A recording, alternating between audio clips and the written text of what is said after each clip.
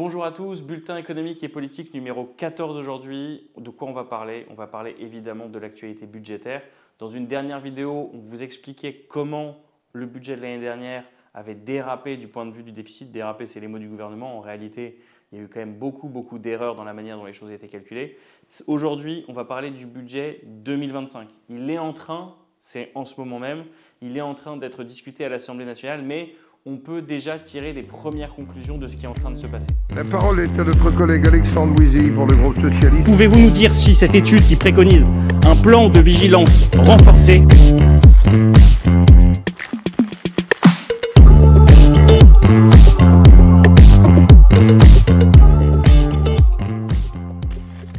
La première chose, et ça vous le voyez sur les images si vous regardez 2 minutes la télévision, ce qui se passe à l'Assemblée, vous avez une désertion du bloc central, c'est-à-dire à la fois des LREM, des Renaissance et des LR. Ils ne sont pas en séance pour parler de leur budget. Enfin, faut quand même se mettre à l'esprit ce qui est en train de se passer. Donc vous avez d'un côté le nouveau Front populaire qui est très mobilisé et de l'autre le Rassemblement national et au milieu des bancs qui sont clairsemés alors qu'on est en train de parler du budget de la nation, du budget que eux-mêmes finalement, le socle commun, ils ont proposé au pays.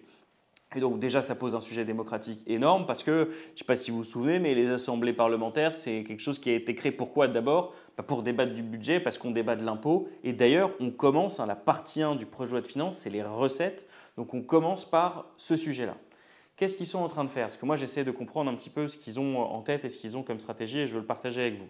L'autre jour, j'étais sur BFM et j'étais face à, je crois, un LR, un député qui était LR. Et puis, il commence à dire des choses du type « on va faire un 49.3 de protection contre les folies fiscales de l'extrême gauche ». Donc, je comprends ce qu'ils sont en train d'essayer de faire. C'est-à-dire qu'ils vont laisser le budget se dérouler pour à la fin dire que c'est le nôtre. Ils appellent ça folie fiscale, mais après, je vais rentrer dans le détail sur ce qu'on propose et ce qu'on va faire. Et vous allez comprendre à quel point on est loin de ce qu'ils sont en train de raconter, ce qu'est notre stratégie. Mais donc, ils sont en train de nous laisser faire, nous laisser gagner des victoires extrêmement importante pour les Français puisque c'est des impôts sur ceux qui peuvent les payer plutôt que casser les services publics qu'ils utilisent tous les jours et toucher à leurs propres impôts et à leurs propres retraites. Et ils font ça avec l'idée de dire à la fin, voilà, c'était une folie fiscale, donc ça justifie le 49.3, les oppositions ont été irresponsables, etc. Or, ils ne sont pas là. Ils ne sont même pas là pour discuter et défendre leur budget. Nous, qu'est-ce qu'on fait face à ça? Et je vais rentrer sur les mesure par mesure parce qu'il faut qu'on puisse défendre et les uns et les autres lorsqu'on est avec des amis, avec de la famille, qu'on puisse défendre les mesures une par une et qu'on ne se laisse pas enfumer dans cette idée c'est l'extrême gauche qui a la folie fiscale. Nous, qu'est-ce qu'on fait? On cherche de la justice, c'est un triangle, je vais vous expliquer, c'est très simple. On cherche la justice fiscale. Juste de dire ceux qui peuvent payer, qui ont les moyens de payer, il faut qu'ils le fassent parce qu'en fait, sinon, c'est tous les autres qui payent. C'est-à-dire que toutes les exonérations d'impôts, 60 milliards par an, que Macron a consenti aux plus fortunés et aux grandes entreprises de ce pays, soit c'est eux qui les payent, soit c'est nous. Voilà, les choses, elles sont en fait assez simples. Donc, il faut la question de la justice fiscale. Mais ce n'est pas qu'une question de justice fiscale, c'est une question d'efficacité économique. Je vous donne un exemple. Lorsque vous allez chercher de l'imposition sur, par exemple, la taxe sur les transactions financières, la taxe sur les transactions financières, elle est payée pour moitié par des non-résidents qui font des transactions financières en France. Ça ne touche pas la croissance française. Si au lieu de faire ça, vous allez faire les poches des retraités qui pendant 6 mois sont désindexés sur l'inflation, ça en fait c'est des gens qui aujourd'hui consomment tous les jours dans les supermarchés et qui donc alimentent la croissance du pays. Donc choisir les petits retraités ou la taxe sur les transactions financières, du point de vue de l'efficacité économique, dans un cas, vous avez le gouvernement qui va abîmer la croissance, qui va affaiblir l'économie du pays. D'ailleurs, l'OFCE baisse chaque jour ses prévisions de croissance pour le pays. Elle nous dit maintenant que ce qui était prévu 1,1, 1,2 l'année prochaine, ce sera plus que 0,7, 0,8%. Donc vous voyez, le budget qu'ils nous proposent, parce qu'ils ne veulent pas toucher aux plus riches, c'est un budget récessif qui va abîmer la croissance pour tout le monde. Et puis la troisième chose, et on est quelques jours après Valence, le troisième axe du triangle, c'est de dire sur l'écologie, ce que vous êtes en train de faire, baisser le fonds vert qui permet d'isoler les bâtiments publics. Il y a 600 millions de mètres carrés publics à isoler dans ce pays. Tout ce que vous mettez en moins sur l'écologie. La droite ici, là, qui fait des grandes envolées pour dire que l'autorité nationale de sécurité sanitaire, ça ne sert à rien, que c'est de la comitologie. Bref, il faut qu'on protège l'écologie dans ce budget, parce que protéger l'écologie, c'est juste protéger l'avenir de nos enfants, de nos gosses, et que c'est évidemment important. Donc voilà, on a ce triangle, nous, pour lequel on veut se battre dans le budget. Mais maintenant, pour ne pas vous faire enfumer, il faut qu'on rentre victoire par victoire, amendement par amendement, pour se rendre compte de ce qu'on va réussir à gagner si c'est notre budget, ou en tout cas si c'est ce budget qui est voté, parce que tel qu'il va, il faut être clair, tel qu'il va, ce budget, il est votable par des membres du nouveau Front populaire. La question c'est que vont faire les autres?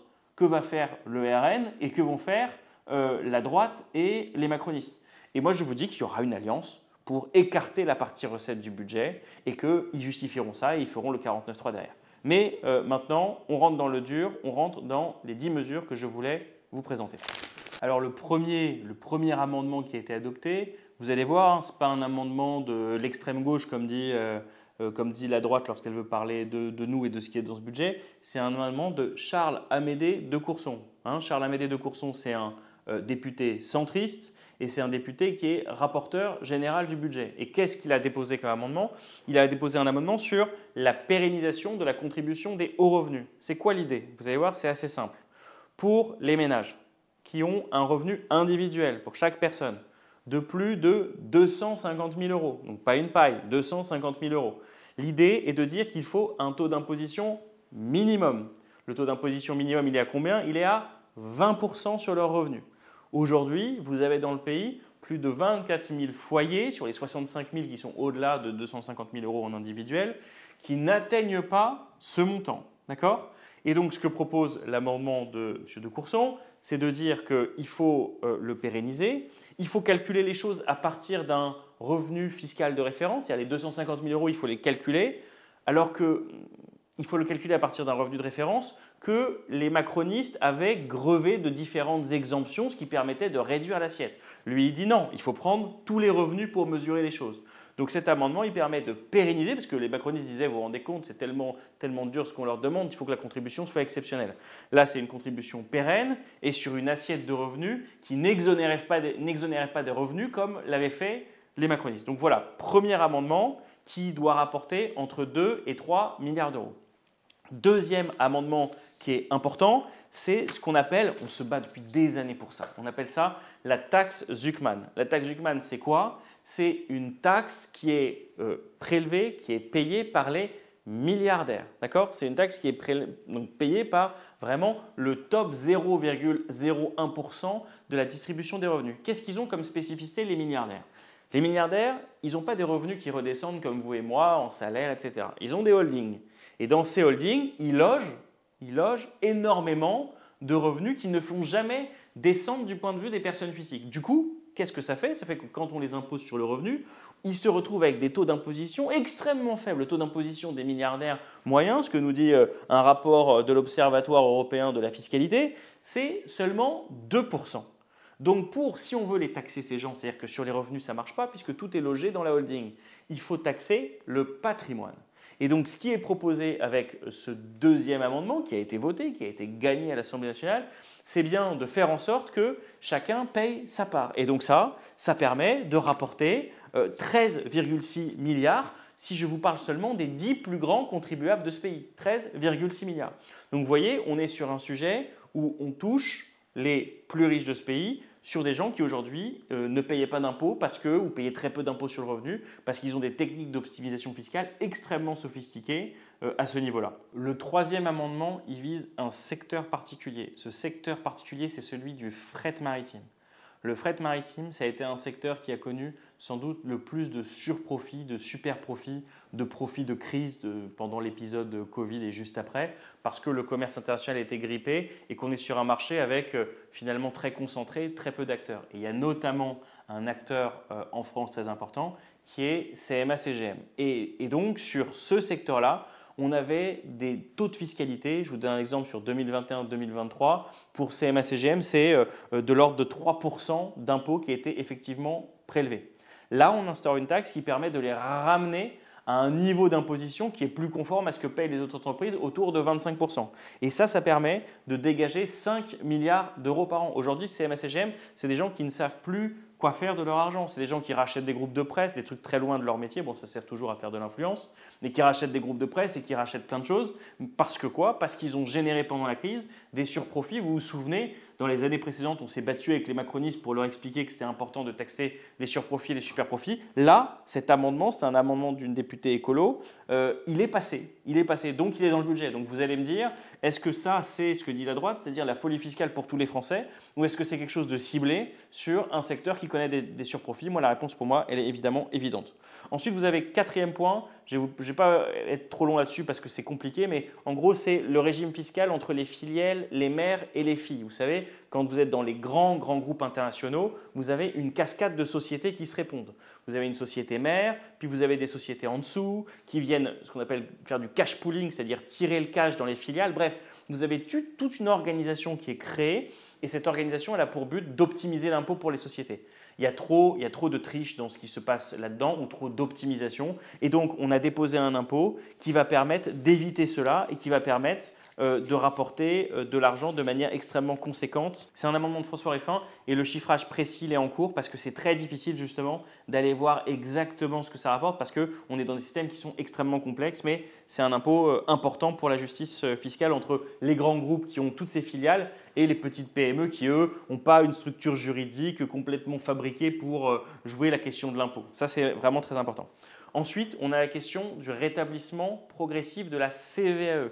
La CVAE, c'était un impôt qui existait, qui était un impôt qui finançait les finances locales, qui est un impôt, la contribution sur la valeur ajoutée des entreprises, qui était payé principalement par les grandes entreprises. Et aujourd'hui, vous avez une difficulté des finances locales parce que vous avez quasiment plus d'autonomie fiscale des collectivités. Quand Macron il arrive aux affaires en 2017, le taux d'autonomie fiscale il est de 50%. Et puis en supprimant les impôts, en les remplaçant par les dotations, ce taux il baisse aujourd'hui, en 2021, même pas aujourd'hui, il est à 41%. Donc l'idée, c'est de redonner un impôt à la main des collectivités locales pour qu'elles puissent avoir une politique locale, avoir cette question territoriale qui se pose, quels impôts pour quelles infrastructures. C'est important que quand vous soyez dans le périmètre local, vous ayez ce débat qui ait lieu. Donc ça, c'est un impôt qui a été déposé par le président de la commission des finances, Éric Coquerel, et c'est une demande récurrente des collectivités. Retrouver un lien entre le territoire, les infrastructures qu'il met en place et la fiscalité. Aujourd'hui, ce lien, il a disparu. Du côté des entreprises par la CVAE et du côté des habitants par aussi la question de la taxe d'habitation. Donc voilà, cinquième point, le rétablissement progressif de la CVAE. Sixième point, la taxe sur les rachats d'actions. Alors ça, c'est un amendement de Philippe Brun. Je ne sais même pas si vous voyez ce que c'est que les rachats d'actions. Il y a deux manières d'enrichir des actionnaires. Il faut le faire simple. Soit vous leur versez des dividendes, soit vous leur rachetez carrément leurs actions, c'est-à-dire qu'au lieu de verser un dividende à quelqu'un qui a une action, l'entreprise, elle rachète des actions à fort prix pour permettre aux actionnaires de vendre leurs actions à un prix très élevé. Et donc, vous vous retrouvez dans une situation où, en plus des dividendes, aujourd'hui, il y a des stratégies de rachat d'actions des groupes qui leur permettent au passage de faire en sorte que leurs dirigeants qui ont des stock options participent de ce rachat d'actions, mais qui permettent d'enrichir encore plus les actionnaires que ce qui existait par le passé. Donc c'est un mécanisme hautement contestable qui n'a aucun intérêt économique. Cet argent, vous versez des dividendes, si en plus vous faites des rachats d'actions, c'est de l'argent que vous mettez en moins dans l'investissement, c'est de l'argent que vous mettez en moins dans les salaires des gens qui sont dans cette entreprise. Donc c'est vraiment une pratique totalement inutile et qui est évidemment très négative. La taxe telle qu'on l'a évaluée, elle pourrait rapporter 1,2 milliard d'euros, la taxe sur les rachats d'actions, et donc c'est l'amendement de Philippe Brun qui le propose. Donc vous me direz si ça encore c'est vraiment la folie fiscale ou si ça ressemble à quelque chose un petit peu de logique de se dire qu'en plus des dividendes, les actionnaires ne vont pas en plus avoir leur achat d'actions qui va contribuer à leur enrichissement. Ensuite, septième amendement qu'on a réussi à faire adopter, c'est la taxe sur les super dividendes. Vous prenez les sociétés, ça concerne que les sociétés qui font plus d'1 milliard d'euros de chiffre d'affaires.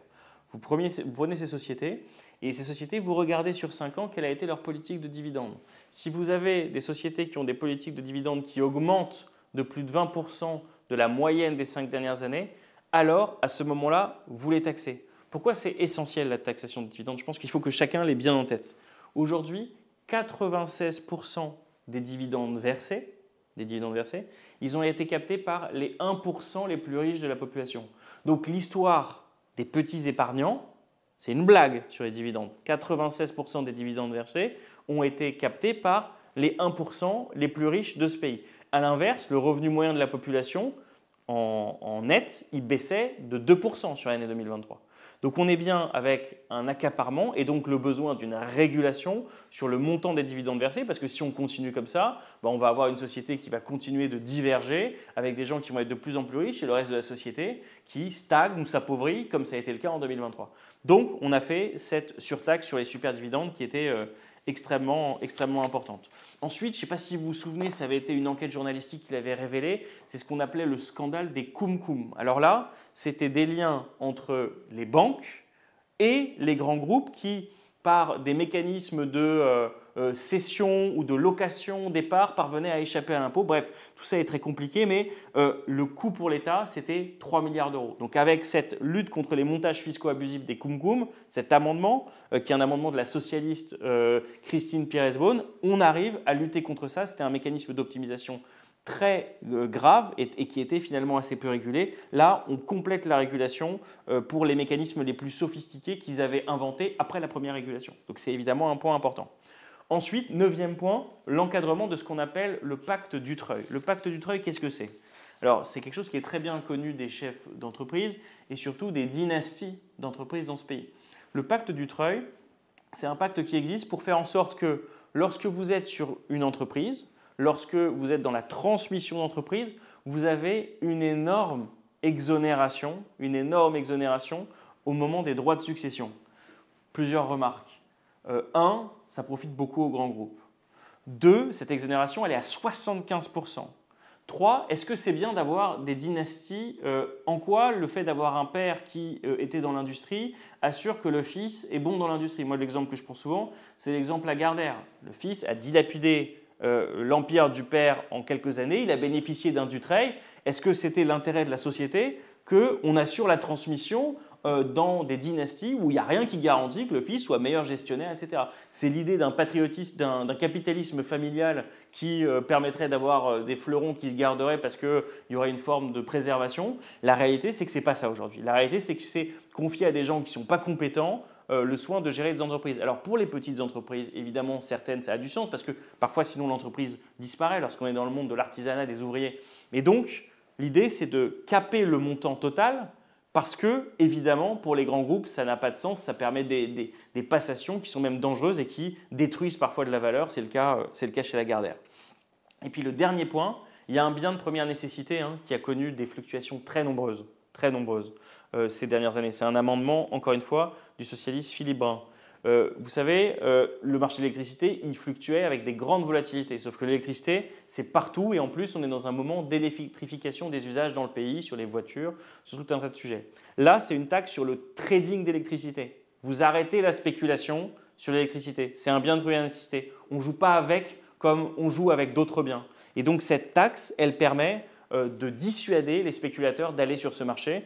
Elle ne rapporte pas énormément, mais elle est extrêmement importante pour l'équilibre du marché. C'est plus de 300 millions d'euros qu'on peut récupérer avec cette taxe cette année. Voilà, vous voyez, je voulais déconstruire avec ce BEP, avec ce bulletin économique et politique, l'idée de la droite et l'idée de ce que vend la droite. La folie fiscale contre tous les Français. Vous voyez bien qu'on fait du ciblé, on fait du cousu humain, on s'attaque là où il y a des vrais scandales sur la répartition de la valeur. On s'attaque à là où il y a des injustices parce qu'on est dans des situations de monopole comme sur le maritime et où il y a eu des surprofits de crise.